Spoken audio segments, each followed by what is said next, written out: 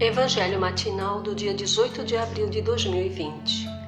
O evangelho aberto hoje foi: amai os vossos inimigos. Retribuir o mal com o bem.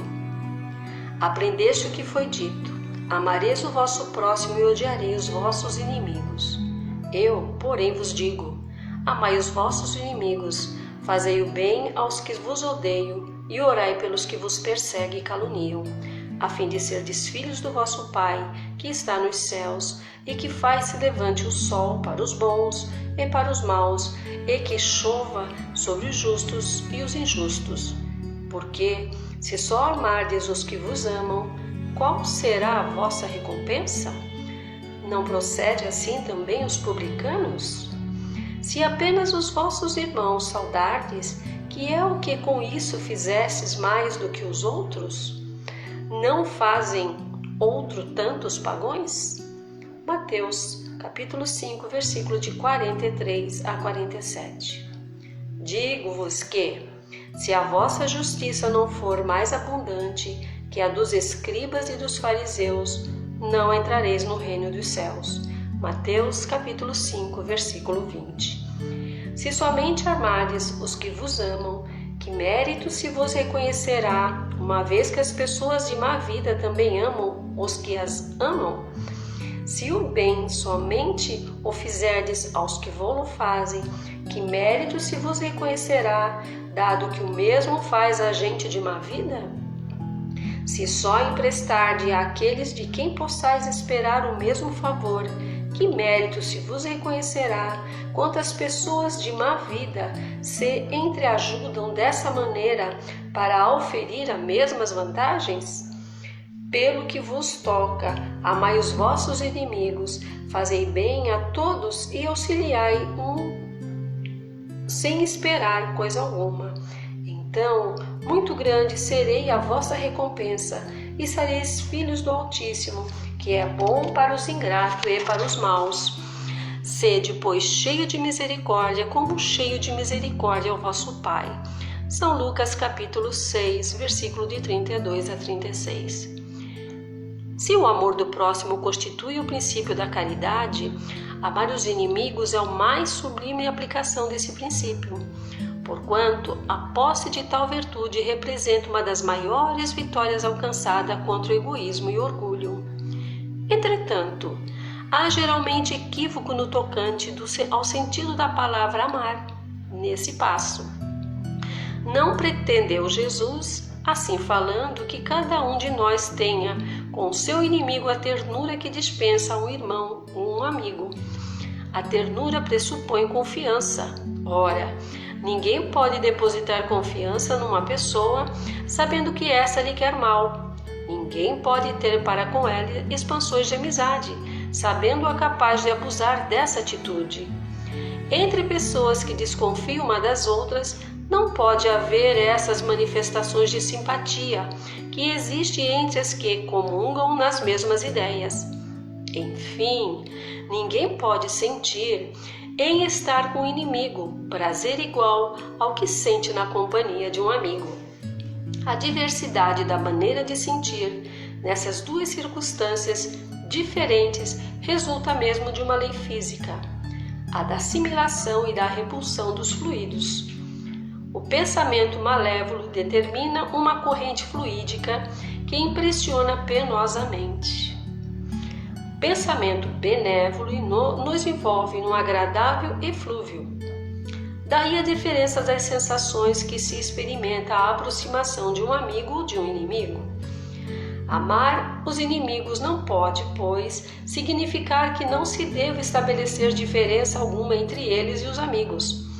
Se este preceito parece de difícil prática, impossível mesmo, é apenas por entender-se falsamente que ele manda se dê no coração, assim ao amigo como ao inimigo, o mesmo lugar.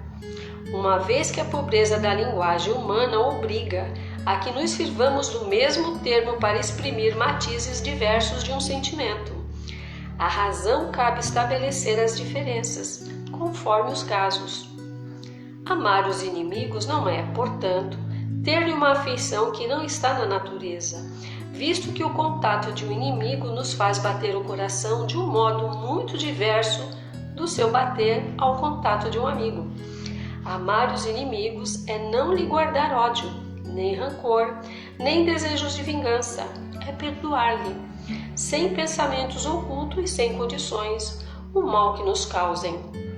É não opor nenhum obstáculo à reconciliação com eles, é desejar-lhes o bem e não o mal, é experimentar júbilo em vez de pesar, com o bem que lhes advenha, é socorrê-los, apresentando-se ocasião, é abster-se, quer por palavras, quer por atos, de tudo o que os possa prejudicar. É, finalmente, retribuir-lhes sempre o mal com o bem, sem a intenção de os humilhar. Quem assim procede preenche as condições do mandamento: amai os vossos inimigos. Amar os inimigos é, para o incrédulo, um contrassenso àquele para quem a vida presente é tudo. Vê no seu inimigo um ser nocivo, que lhe perturba o repouso e do qual unicamente a morte, pensa ele, pode livrar. Daí o desejo de vingança, de vingar-se. Nenhum interesse tem em perdoar, senão para satisfazer o seu orgulho perante o mundo.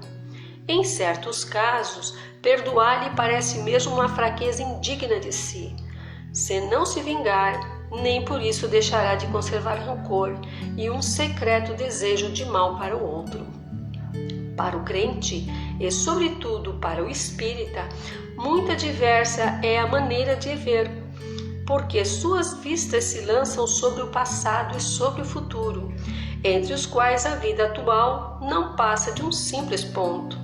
Sabe ele que, pela mesma destinação da terra, deve esperar topar aí com homens maus e perversos, que as maldades com que se defronta fazem parte das provas que lhe cumpre suportar, e o eleva o ponto de vista em que se coloca, lhe torna menos amargas vicissitudes, quer advenham dos homens, quer das coisas. Se não se queixa das provas, tampouco deve queixar-se dos que lhe servem de instrumento. Se, em vez de se queixar, agradece a Deus, ouse experimentá-lo, deve também agradecer a mão que lhe dá o ensejo de demonstrar a sua paciência e a sua resignação. Essa ideia o dispõe naturalmente ao perdão. Sente, além disso, que quanto mais generoso for, tanto mais se engrandece aos seus próprios olhos e se põe fora do alcance dos dardos do seu inimigo. O homem que no mundo ocupa elevada posição não se julga ofendido com os insultos daquele a quem considera seu inferior. O mesmo se dá com o que, no mundo moral, se eleva acima da humanidade material. Este compreende que o ódio e o rancor o alvitariam e o rebaixariam. Ora, para ser superior ao seu adversário, preciso é que tenha alma maior, mais nobre, mais generosa do que a desse último. Ficamos em paz.